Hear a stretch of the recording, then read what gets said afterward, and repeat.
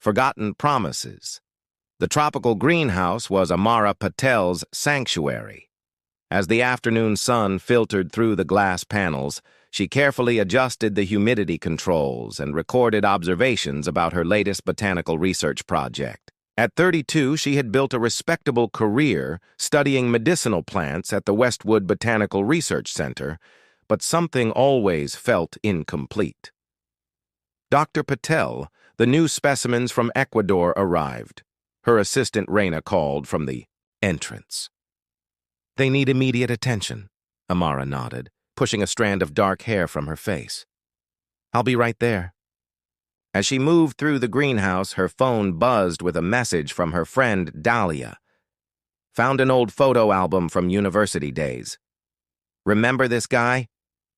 Amara's breath caught when she opened the attached photo. There he was, Nikolai Volkov, with his arm around her shoulders, both of them laughing by the campus lake. His dark eyes crinkled at the corners, wavy brown hair falling across his forehead. They looked so young, so in love, so unaware of what was coming. "I remember," she whispered to herself, quickly pocketing the phone. That evening in her apartment, Amara pulled out a wooden box from her closet. Inside lay the remnants of their relationship, concert tickets, handwritten notes, and a silver bracelet with a small compass charm. "So you'll always find your way back to me," he had said when he gave it to her on their one-year anniversary. Nikolai had been a brilliant pre-med student with dreams of becoming a neurologist. Amara was studying botany, fascinated by plant compounds with medicinal properties. They had planned to combine their passions someday, him treating patients, her researching natural remedies. But then came the call that changed everything. "My grandmother is dying," he had told her, voice breaking, over the phone. "She raised me after my parents died. I need to go back to Russia." Within days, he was gone. At first, they tried to maintain contact, but with time differences, Nikolai's intensive care for his grandmother and eventual enrollment in a St. Petersburg medical program, communication became sporadic, then stopped entirely. Amara tried to reach him for months. Emails bounced back. His Russian phone number was disconnected. His social media accounts went dormant. It was as if Nikolai Volkov had disappeared from the face of the earth. Eventually, Amara had forced herself to move on. She dated occasionally, but no relationship ever felt right. She poured herself into her work instead, earning her doctorate and building a reputation in ethnobotany and medicinal plant research. "It's been 10 years, she said to the photo on her screen. "Why am I still holding on?" The next morning, Amara felt unusually dizzy while tending to her plants. She gripped the edge of a table as the room spun around her. Her colleague, Dr. Rivera, noticed immediately. "Amara, you look pale. Sit down." "I'm fine," she insisted, but the words slurred slightly. "This is the third time this week," Dr. Rivera countered. "You need to see a doctor." Amara reluctantly agreed to make an appointment. Her regular physician ordered several tests, looking increasingly concerned as the results came in. "I'm referring you to a neurologist," Dr. Tanner told her. "There's an excellent specialist at Metropolitan Hospital who recently joined from an international program, one of the best in the field." 2 weeks later, Amara sat in the waiting room of the neurology department, flipping through a magazine, without really seeing the pages. Her symptoms had worsened. More frequent dizzy spells, occasional numbness in her left hand, headaches that medication barely touched. "Amara Patel?" A nurse called her name. She followed the woman down a hallway of examination rooms. "Dr. Volkov will be with you shortly," the nurse said, closing the door behind her. Amara froze. It couldn't be. Volkov was a common Russian surname, she reasoned. There must be dozens of Dr. Volkovs in the country. The door opened, and time stopped. Nikolai stood in the doorway, clipboard in hand, white coat replacing the university hoodie she remembered. His hair was shorter now, with subtle touches of gray at the temples, but his eyes, those deep brown eyes, were unmistakable.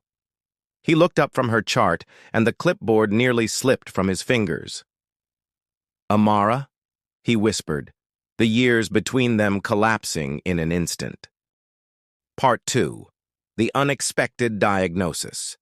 The silence between them stretched like an endless corridor, filled with 10 years of unspoken words. Nikolai recovered first, clearing his throat as he shut the door behind him. This is, he fumbled, his Russian accent slightly more pronounced than she remembered. "I didn't know you were my patient." Amara sat perfectly still, her hands clasped tightly in her lap. "Your name wasn't on the referral." She studied his face, noting the new lines around his eyes, the more defined jawline. "How long have you been back in the country?" 8 months, Nikolai replied, moving cautiously to the stool across from her. "I completed my training in Russia, did a fellowship in Switzerland, and then accepted a position here." His eyes never left hers. "Amara, I tried to find you when I first returned." "Did you?" Her voice was soft but edged with a decade of questions. "Because I tried to find you for years after you left." Pain flashed across his features. "I can explain everything, but first..." He glanced down at her chart, visibly shifting into professional mode. "I need to discuss your symptoms. Your health comes first." Amara nodded, understanding the boundary he was establishing. For the next 30 minutes, she answered his questions about her dizzy spells, the numbness, the headaches. His hands were gentle as he tested her reflexes. And coordination. His touch clinical but sending electricity through her nonetheless. "I'd like to order an MRI," he said finally, rolling his chair back slightly. "Your symptoms suggest there might be pressure on certain neural pathways. It could be several things, most likely benign. But we need to rule out anything serious." "Benign meaning not cancer?" she asked directly. His expression softened. "That's our hope. But I won't make promises until I see the scans." As he typed notes into her file, Amara watched his profile. The boy she had loved had become a composed, professional man. Yet when he thought she wasn't looking, she caught glimpses of the Nikolai she remembered, the way he absently tapped his fingers against his leg when concentrating, a habit from his days playing piano. "The imaging department can take you now," he said, looking up. "Unless you'd prefer to request another neurologist, I would completely understand." Amara considered this. Part of her wanted to run from the room to protect herself from reopening old wounds. But another part, the scientist in her, needed answers, both medical and personal. "No," she decided. "You're supposedly one of the best. I'll stay with you." Relief crossed his face. "Thank you for your trust. I promise to provide the best care possible." Hours later, after the MRI, Amara lay on the examination table while Nikolai studied the scans on his computer. The room was dim except for the glow of the screen illuminating his concentrated expression. "There," he said finally, pointing to a small area on the image. "Do you see this lighter region?" Amara leaned closer, their shoulders nearly touching. "What is it?" "A small meningioma, a type of tumor that forms on the membranes covering the brain."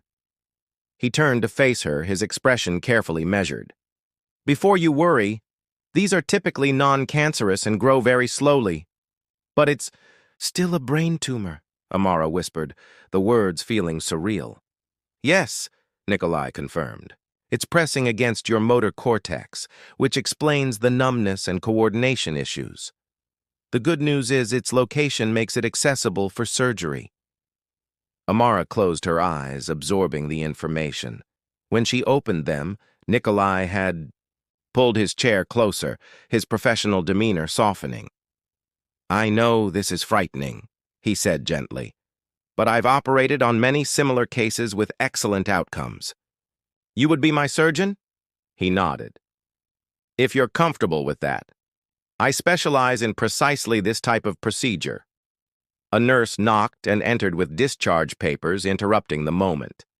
As Amara signed the forms, Nikolai wrote out, prescriptions for anti-seizure medication and steroids to reduce brain swelling. I've scheduled your surgery for next Wednesday, he said. You'll need someone to bring you and take you home afterward. Amara thought of her sister in Seattle, her parents traveling in India. I'll figure something out. Nikolai hesitated, then wrote his personal number on a card. For any questions or concerns. Medical ones, he added quickly. As she stood to leave, dizziness swept over her again. Nikolai caught her elbow, steadying her. For a moment, they were too close, his familiar scent, now mingled with antiseptic, surrounding her. I never forgot you, he said quietly, the words slipping out as if he couldn't contain them. Amara stepped back, creating distance. Yet you disappeared. Not by choice. His eyes pleaded for understanding. My grandmother's condition worsened quickly. The medical school in St. Petersburg offered an emergency transfer with a scholarship, the only way I could afford to continue my education while caring for her, but they needed immediate commitment. You could have written, called. I did, for months. Then my phone was stolen. I lost all contacts. When I tried to email, your university address had expired. He ran a hand through his hair, a gesture so familiar it ached. By the time things stabilized, a year had passed. I searched for you online, but I had a common enough name and no social media presence, Amara finished for him, remembering her deliberate retreat from online platforms after their breakup. An awkward silence fell between them, filled with lost years and missed connections. I should go, Amara said finally. I have research waiting at the greenhouse. You continued with botany? A small smile touched his lips. Are you still studying? Medicinal plants. The fact that he remembered sent an unexpected warmth through her. Yes. Currently working on tropical species with potential applications for neurological conditions, actually. Something like fate or irony hung in the air between them. Maybe we could talk more about that, Nikolai suggested carefully. From a medical perspective, it might help distract you before the surgery. Amara shouldered her bag, feeling the weight of their history and her diagnosis simultaneously. Maybe. I'll let you know. As she turned to leave, his voice stopped her once more. Amara? It really is good to see you again, even under these circumstances. She didn't turn back, afraid of what her expression might reveal. Goodbye, Dr. Volkov. Until Wednesday. Walking through the hospital corridor, Amara touched the spot on her head beneath which a tumor had been slowly growing. While all along she had thought the only pressure in her life was the weight of a love lost years ago. Healing old wounds surgery day arrived with a gray dawn. Amara had barely slept, her mind alternating between anxiety about the procedure and memories of Nikolai that refused to stay buried. Her colleague Raina had offered to drive her to the hospital, chattering nervously about greenhouse protocols to fill the silence. Are you sure you don't want me to stay? Raina asked as they reached the surgical admission desk. I'm sure. Amara squeezed her friend's hand. Go back to the research center. Those Ecuadorian specimens won't classify themselves. After Raina reluctantly departed, a nurse escorted Amara to pre-op. The hospital gown felt thin against her skin as she lay on the gurney, surrounded by beeping machines and hushed voices. Her heart raced when Nikolai appeared, now dressed in surgical scrubs, his expression calm and focused. Good morning, he said, reviewing her chart. How are you feeling? Terrified, she admitted, but ready to get this thing out of my head. Nikolai sat on the edge of the bed, his professional demeanor softening slightly. I want you to know something before we go in. He leaned closer, voice low. I've performed this exact procedure 37 times with a 100% success rate. You're going to be fine. Something in his certainty steadied her. Promise? I promise. His eyes held hers. And I don't make promises I can't keep. Not anymore. The anesthesiologist arrived, ending their moment. As the medication entered her IV, Amara felt herself drifting, Nikolai's voice becoming distant. Her last conscious thought was the pressure of his hand briefly touching hers. When she awoke in recovery, the world was a blur of white light and muffled sounds. Her head was bandaged, a dull ache pulsing beneath the medication. As her vision cleared, she saw Nikolai standing at the foot of her bed, still in his surgical cap, studying her charts. "Welcome back," he said, noticing her open eyes. "Surgery went perfectly. We removed the entire tumor, and initial pathology confirms it. Was benign just as we hoped." Relief washed over her. "Thank you," she whispered, her throat dry. The next 3 days passed in a haze of recovery. Amara drifted in and out of sleep, nurses checking her vitals regularly. Each morning and evening, Nikolai would appear, sometimes with residents in tow for rounds, other times alone after his shift had ended. On her third night, Amara woke to find him sitting in the chair beside her bed, reviewing scans on a tablet. The room was dim, visiting hours long over. "Shouldn't you be home?" she asked, her voice stronger now. He looked up, surprised. "Probably, but I wanted to check your latest results myself." He set the tablet aside. "How's your pain level?" "Manageable." She adjusted her position. "Actually, I think the worst part is the boredom." Nikolai smiled. "I thought you might say that." He reached into his coat pocket and pulled out a small book. "I found this in the hospital gift shop. It's about rare medicinal plants of the Amazon. I thought it might interest you." Amara took the book, touched by the thoughtfulness. "You remembered. I love botanical literature. I remember everything about you," he said simply. Then, perhaps realizing how personal that sounded, he quickly added, "Would you like to talk about your research? It might help pass the time." For the next hour, Amara described her work with neurotoxic and neuroprotective plant compounds. Nikolai listened intently, asking intelligent questions that bridged their fields. The conversation flowed naturally, years melting away as they fell into their old pattern of academic exchange. "We always talked about combining our research someday," Nikolai said softly, nostalgia evident in his voice. Amara nodded, the memory bittersweet. "We had so many plans." A silence fell between them, heavy with unspoken regrets. "What happened to your grandmother?" Amara finally asked.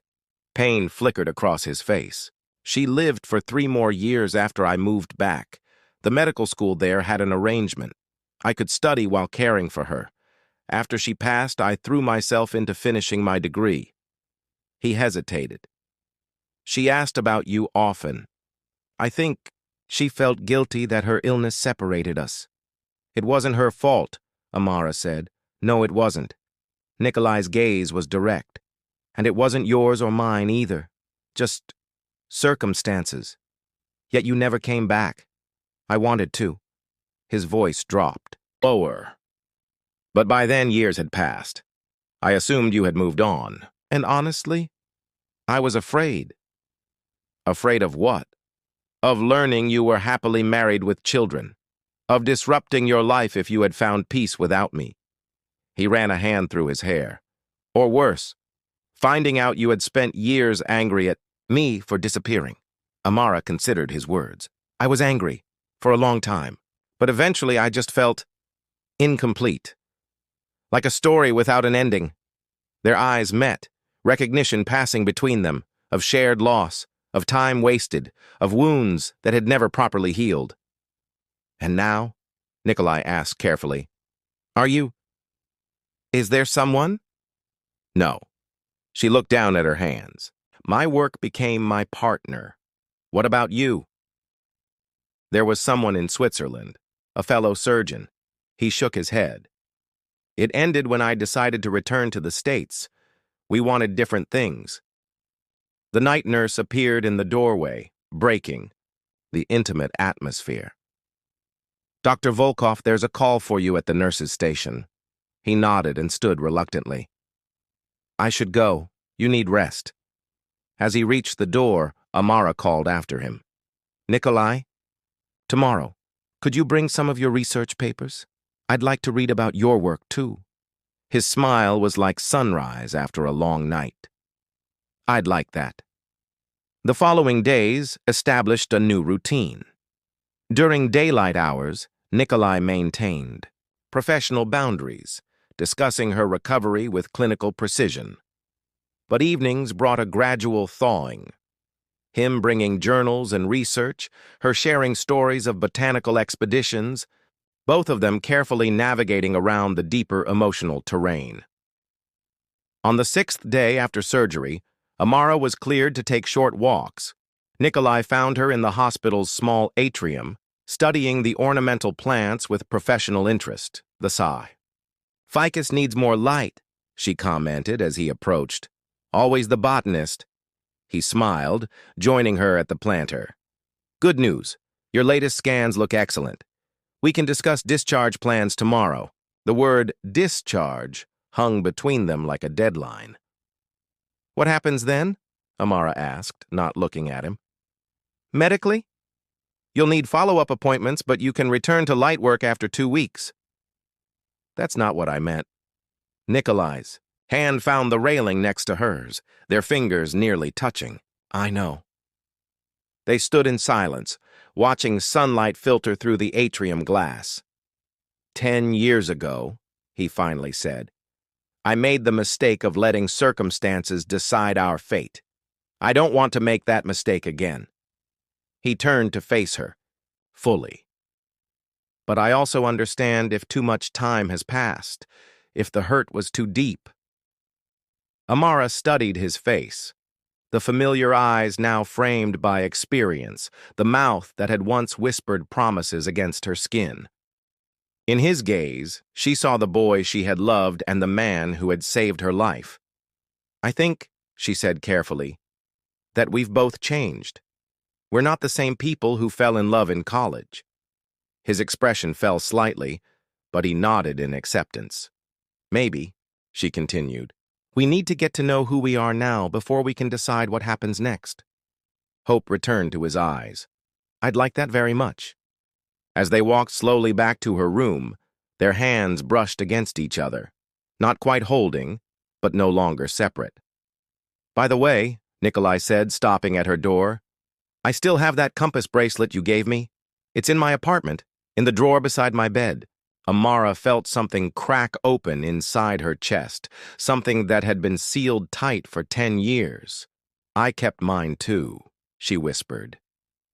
Neither spoke of love or promises. Those words would come later, after healing, not just of her surgical wound, but of the scars they both carried from a separation neither had wanted. For now, it was enough to stand at the threshold of possibility, facing whatever came next together. Crossroads of the heart. 3 weeks after discharge, Amara stood in her greenhouse, carefully measuring growth patterns on her Ecuadorian specimens. Her surgical scar had faded to a thin pink line hidden beneath her hair. Though she was still, unrestricted duties being back among her plants brought a sense of normalcy after the upheaval of her diagnosis and treatment. "Dr. Patel?" Raina appeared between the rows of vegetation. "Your 4 o'clock appointment is here." Amara checked her watch, surprised by how quickly the afternoon had passed. "Send him to my office, please." In the small glass-walled space overlooking the main greenhouse floor, Nikolai waited, examining a framed photo of Amara collecting samples in Costa Rica. He wore casual clothes today, dark jeans and a navy sweater, looking more like the college boy she remembered than the surgeon who had saved her life. "Interesting setting for a follow-up appointment," he commented with a smile as she entered. "I thought you might appreciate the change of scenery." Amara gestured to a chair. "Besides, I wanted to show you my work in person. The medical portion." of their meeting was brief. Nikolai reviewed her latest test results, confirming her continued recovery. "Neurologically, everything looks perfect," he concluded. "You can resume full duties next week, though I'd still advise against any strenuous fieldwork for another month." With the professional obligations complete, an awkward silence settled between them. Over the past weeks, they had been cautiously rebuilding their connection. Texts about medical questions that evolved into conversations about books and music, coffee in the hospital cafeteria after her follow-up appointments, a careful dance of rediscovery. "Would you like a tour?" Amara offered, breaking the silence. "I could show you the research that's kept me too busy for a social life all these years." Nikolai's eyes brightened. "I'd love that." They walked through the greenhouse sections, Amara explaining her various projects. She showed him plants whose compounds showed promise for treating seizures, others being tested for neuroprotective properties. Nikolai asked thoughtful questions, making connections to clinical applications she hadn't considered. "This is the specimen I was working with when my symptoms first became noticeable," Amara said, stopping beside a flowering plant with delicate purple blooms. "Ironic, isn't it? I was researching treatments for neurological disorders while developing one myself." "Life has a strange sense of humor," Nikolai agreed, his gaze following her fingers as they traced the plant's leaves. "Though I can't regret anything that brought you back into my life." Their eyes met, and the greenhouse seemed to shrink around them. For weeks, they had carefully avoided addressing the growing tension between them. The lingering glances, the way their hands would accidentally brush during coffee, the text messages that stretched late into the night. "Nikolai," Amara began, uncertain what she wanted to say. His phone chimed with an emergency alert, interrupting the moment. After checking the message, he looked up apologetically. "I'm sorry. I have to return to the hospital. One of my patients is showing complications." "Of course," she said quickly. "Go." He hesitated, seeming reluctant to leave things unresolved. "Can we continue this conversation later? Perhaps dinner tomorrow?" "I'd like that," she smiled. "Text me when you're free." After he left, Amara remained in the greenhouse long after her colleagues had gone home, losing herself in work to avoid confronting the complicated emotions Nikolai's return had stirred. Their renewed connection felt simultaneously familiar and frighteningly new. The ease of their old rapport mixed with the caution of two people who had experienced profound disappointment. The following evening, they met at a small restaurant near the Botanical Center. Amara arrived first, selecting a quiet corner table. When Nikolai entered, their eyes connected across the room, and the certainty that had been building in her chest solidified. Whatever happened next, ignoring these feelings was no longer possible. Over dinner, they spoke of their lives during the lost decade, her research expeditions to rainforests and remote islands, his work in Russian hospitals and Swiss medical centers. As the evening progressed, the conversation shifted to more personal territory. "I've been wondering," Nikolai said, turning his wine glass slowly, "what happens after you're fully recovered, when you no longer need me as your doctor?" "I was discharged weeks ago," Amara pointed out. "Technically, our doctor-patient relationship has already ended. Yes, but there's still the follow-up care." His eyes held hers. "Once that's complete, there would be nothing professionally inappropriate about—" He trailed off. "About what?" she asked softly. "About me asking you to dinner not as your doctor, but as a man who never stopped wondering what might have been." The admission hung between them, honest and vulnerable. "I'd like to know what might be, not what might have been," Amara replied carefully. "But there are complications beyond your professional ethics." "Such as?" She took a deep breath. "I received a research offer yesterday. The Global Botanical Institute wants me to lead an expedition studying rare medicinal plants in Indonesia. It's a 2-year commitment." Nikolai's expression fell slightly, but he nodded in understanding. "That sounds like an incredible opportunity. When would you leave?" 3 months from now. She watched his reaction closely. I haven't accepted yet? Why not? This is exactly the kind of work you've always wanted to do. It is, she acknowledged. But 10 years ago, we let distance separate us. I'm not sure I want to risk that again, just when we've found each other. Nikolai reached, across the table, covering her hand with his. What are you saying, Amara? I'm saying I don't know what to do. Her voice trembled slightly. This project could define my career. But starting something with you, only to leave. You think I'd ask you to choose between your career and me? He shook his head. That's not who I am. Then what are you suggesting? He hesitated. I don't have easy answers. My position at the hospital is secure, important. Your research takes you around the world. Those are the realities we face. The weight of their practical differences settled around them. Both had built lives defined by professional dedication, lives that operated in different spheres, on different continents. Perhaps we're being presumptuous, Amara said, withdrawing her hand. We've only been reconnected for a few weeks. It's not as if we're discussing marriage. Something flickered in Nikolai's eyes, a brief flash of what might have been pain or disappointment. You're right. We should be practical. The remainder of dinner passed in polite conversation, the intimate mood broken. When they parted outside the restaurant, their goodbye was cordial but restrained. For the next week, Amara threw herself into work, deliberately avoiding thoughts of Nikolai. She compiled research proposals, analyzed sample data, and began preparations for the Indonesia expedition, acting as if her decision had already been made. Late one evening, as she worked alone in the greenhouse, Reina appeared with a concerned expression. You need to see this, her assistant said, holding out a tablet displaying a medical journal website.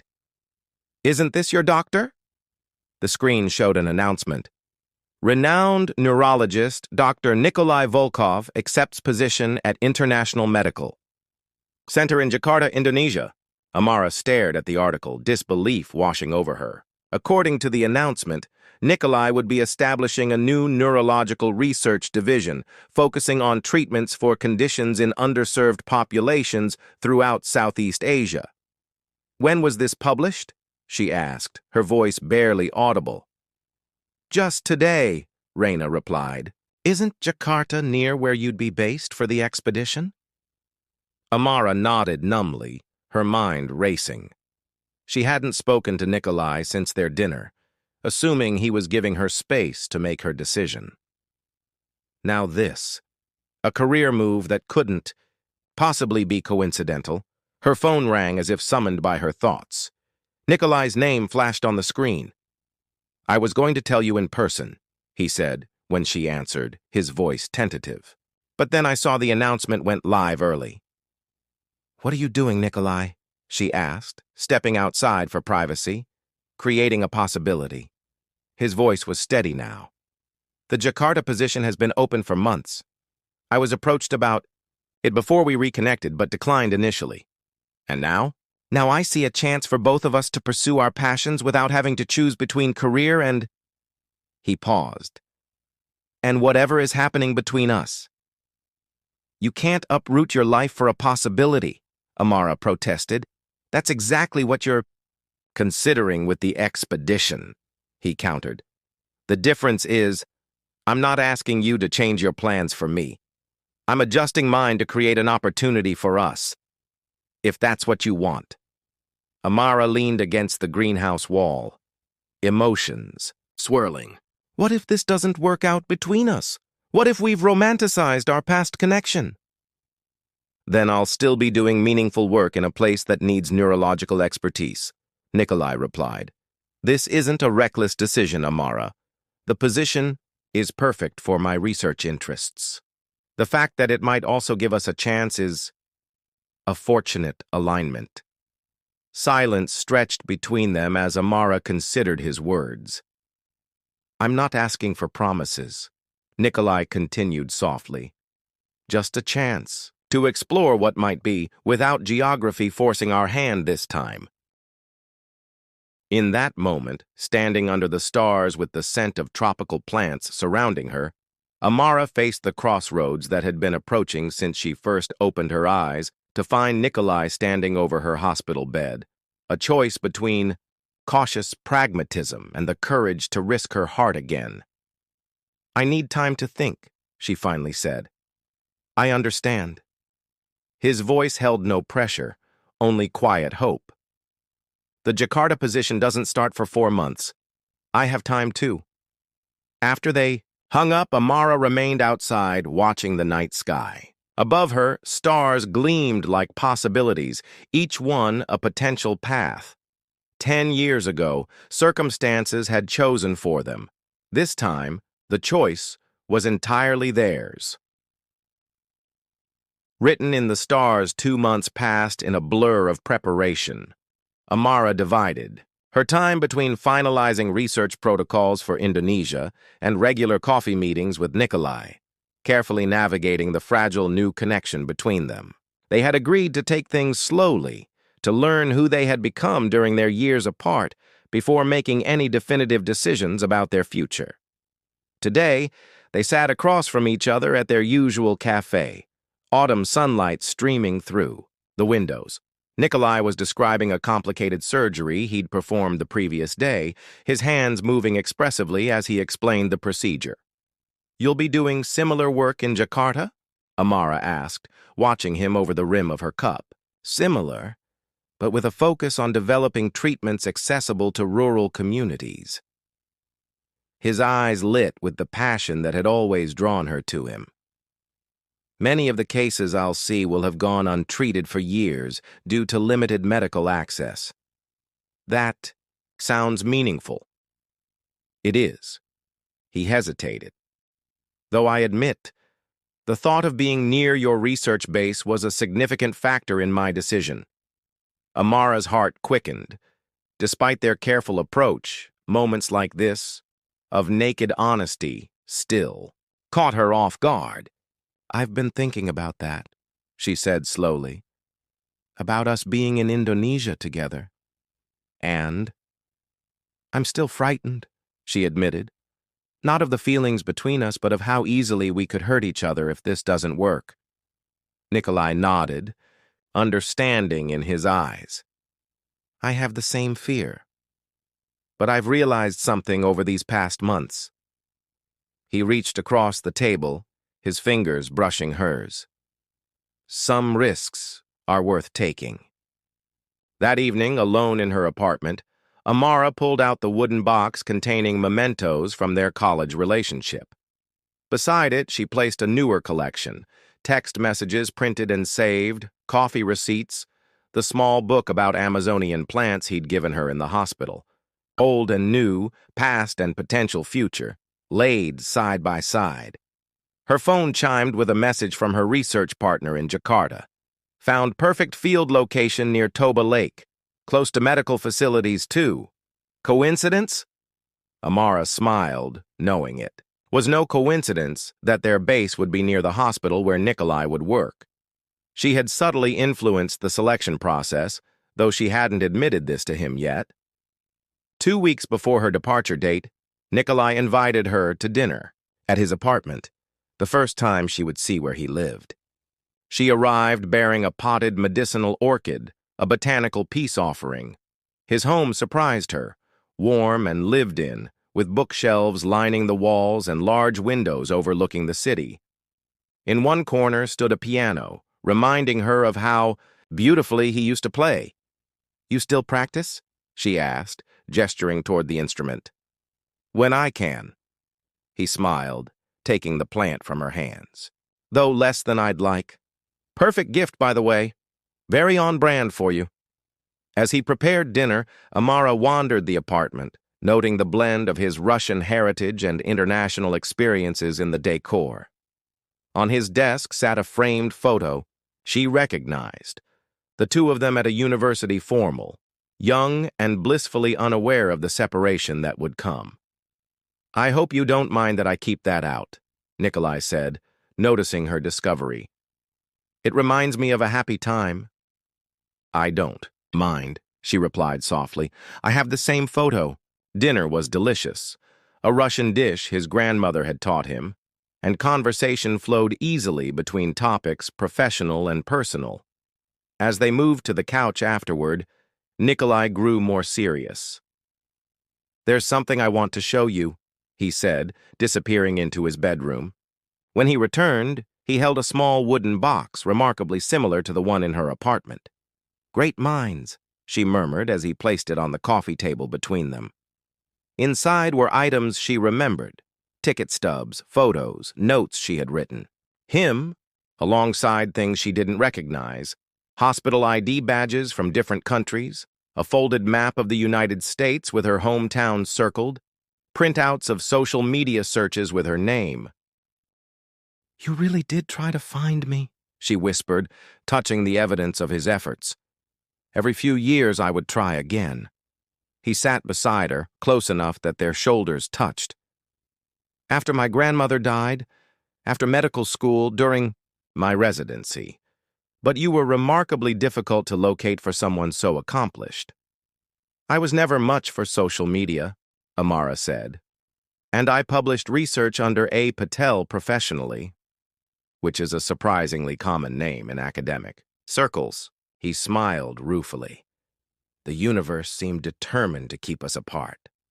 From the box, Nikolai withdrew a small velvet pouch. But I never lost this, he said, tipping the contents into his palm.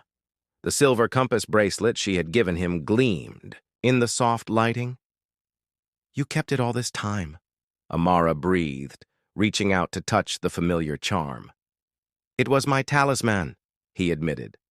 Whenever I faced a difficult decision or procedure, I would hold it and think of you, of your confidence in me, your belief that I could become the doctor I wanted to be. Emotion tightened Amara's throat.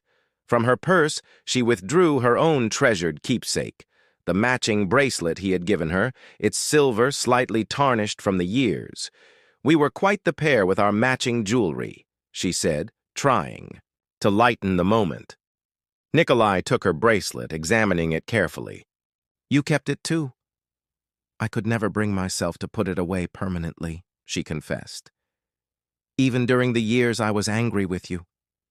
He looked up, his eyes meeting hers with an intensity that made her breath catch.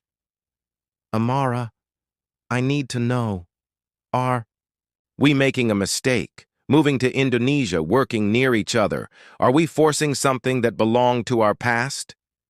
The question hung between them, honest and vulnerable. In the silence that followed, Amara considered all the rational arguments against rekindling their relationship, the complications of working in the same region, the risk of distraction from their professional goals, the possibility that they had idealized their college romance. But beneath these practical concerns lay a deeper truth she could no longer deny. I don't think we're forcing anything, she said finally. I think maybe we're finally getting out of our own way. Something shifted in Nikolai's expression. Hope mingled with cautious joy. What are you saying? I'm saying that losing you once taught me how rare our connection was. Amara took a deep breath. And finding you again feels too meaningful to dismiss as coincidence. Nikolai reached for her hand, their fingers intertwining naturally. So we try? Together in Indonesia? We try, she agreed. Not as the people we were 10 years ago, but as who we are now, with all our scars and growth and hard-won wisdom.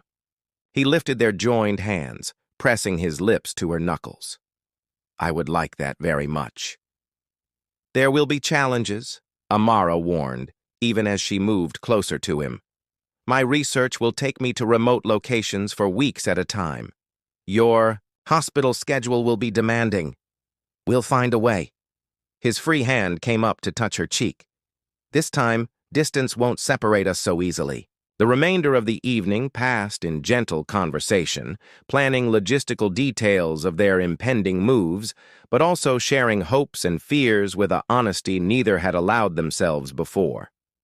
When Amara finally rose to leave, Nikolai walked her to the door, their hands still reluctant to part. 2 weeks until your flight, he said. 1 month until mine. It will go quickly, she replied. There's still so much to prepare. He nodded, then hesitated.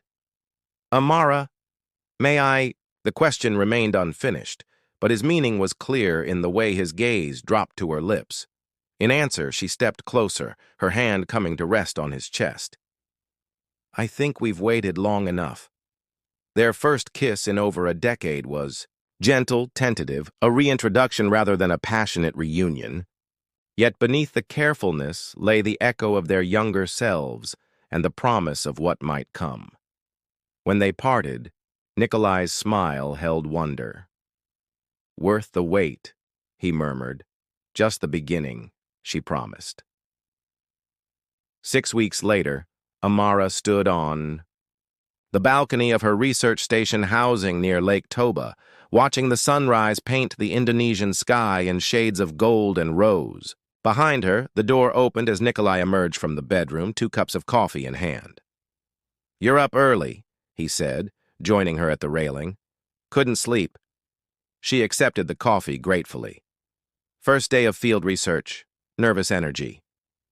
You'll be brilliant, he assured her, his arm slipping comfortably around her waist. What time will you be back? Around 6, if all goes well. She leaned into his embrace. You? Similar. First major surgery at the new facility. He pressed a kiss to her temple. Dinner after? There's a local place near the hospital the staff recommended. Perfect. They stood in companionable silence, watching the day begin over the lush landscape. Their early weeks in Indonesia had unfolded with surprising ease, 2 separate apartments, gradually becoming one shared space. Professional schedules aligned where possible, independent yet intertwined. I've been thinking, Nikolai said after a while. Dangerous, Amara teased, turning in his arms to face him. Very. His expression grew serious. About fate and choice and how they intersect. That's philosophical for 6 in the morning. He smiled. Bear with me. 10 years ago, fate separated us. Circumstances beyond our control pulled us apart. True, she acknowledged. And fate brought us back together. Your tumor, my position at that specific hospital. Amara nodded, following his logic. But what happens next? That's entirely our choice. His hands framed her face gently. And I choose you, Amara. Every day, every challenge, every triumph. I choose us. Emotion swelled in her chest. Is this a proposal, Dr. Volkov? Not yet, he laughed softly. But consider it advance notice. Give me time to do it properly.